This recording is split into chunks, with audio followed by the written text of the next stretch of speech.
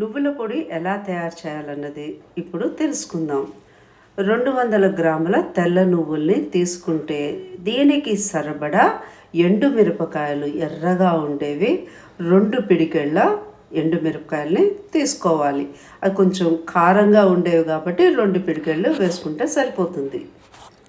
ముందుగా నువ్వుల్ని వేయించుకోవాలి దగ్గరుండి. అవి వేగుతున్నప్పుడు చిట్పట్ చిట్పట్ అనే సౌండ్ వస్తుంది. అంటే నువ్వులు ఉబ్బుతాయి అన్నమాట. ఉబ్బినప్పుడు అవి వేగినట్టు లెక్క. అవే చూసారా, చిట్పట్ చిట్పట్ అని. అప్పుడు వెంటనే మనం ఎండుమిరపకాయ వేసేసుకోవాలి. సిమ్లో పెట్టుకొని వేయించుకోవాలన్నమాట. ఎండుమిరపకాయ అస్సలు మాడకూడదు, ఎర్రగానే ఉండాలి. అప్పుడే నువ్వుల పొడి మనకి ఎర్రగా చక్కగా ఉంటుంది, కమ్మగా రుచిగా ఉంటుంది అన్నమాట.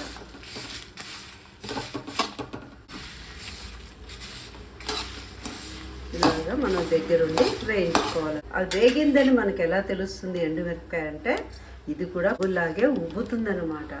ఇలా చూసారా, ఉబ్బినట్టుగా ఉంది. అప్పుడు అది కొంచెం మెత్తగా అనిపిస్తుంది వేగుతున్నప్పుడు, కానీ కిందకి దించిన తర్వాత అవి కూడా గట్టిగా కరకరలాడుతూ తయారవుతాయి.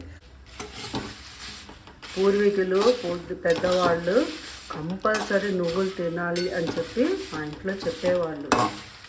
రోజు ఇవన్నీ చేయలేని వాళ్ళు కూడా కనీసం 1 స్పూను నువ్వులు రోజు నోట్లో వేసుకొని అలా నవ్వులుతూ ఉంటే చక్కగా ఆ రోజు కావాల్సిన మనకి అన్నీ కూడా సమృద్ధిగా బాడీకి కావాల్సినవన్నీ లభిస్తూ ఉంటాయి. ఆ తేడా మీకే తెలుస్తుంది, ఒకసారి ట్రై చేసి చూడండి. వైట్గా ఒక టైపులో ఉండి నువ్వులు కాస్త బ్రౌన్ కలర్ లాగా తయారైనాయి. మనం అది సౌండ్ వస్తున్నప్పుడే ఎండుమిరపకాయ కూడా వేసి పైన ఇలా అంటున్నాం కాబట్టి మిరపకాయ కూడా నల్లబడదు, రుచి మారదు, చాలా బాగుంటుంది. చూడండి, ఆ సౌండ్ వచ్చింది కదా, ఇలా అయిపోయింది కదా. అప్పుడు మనం చూడండి చక్క ఎగురుతున్నాయి అవి, చిట్పట్ చిట్పట్. ఆపేసేయాలి. ఆపేసి ఈ వేడి మీదే మనం అలా కొంతసేపు. నువ్వులు వేగుతున్నాయని ఉబ్బడము సౌండ్ రావడమే కాదండి, మంచి సువాసన కూడా వస్తుంది. ఆ సువాసన వచ్చిందంటే అది వేగినట్టు లెక్కనమాట. ఈ నువ్వుల్లోంచి ఎండుమిరపకాయ వేయించిన దాన్ని తీసి బయట ఒక 2 ట్రిప్పులు మెత్తగా అవ్వకుండా కొంచెం రవ్వలా అయ్యేటట్టుగా మిక్సీ చేసుకోవాలి. ఇలా వచ్చేటట్టుగా మిక్సీ చేసిన తర్వాత నేను సైంధవ లవండమే వాడతాను. సో తగినంత ఉప్పు వేస్తున్నాను. కొంచెం తగ్గించి వేసుకొని తర్వాత సరిపోతే కలుపుకోవచ్చు. ఈ విధంగా మిక్సీలో అంతా వేసేసిన తర్వాత మనకి నువ్వుల పొడి రెడీ అయిపోయింది. చూసారా, ఇలా ఉండాలండి. ఇలా అక్కడక్కడ పప్పు ఉండాలి. అది నోటి పంటి కింద చక్కగా రుచిగా వస్తూ ఉంటుంది, ఎందుకంటే వేయించిన నువ్వులు కదా.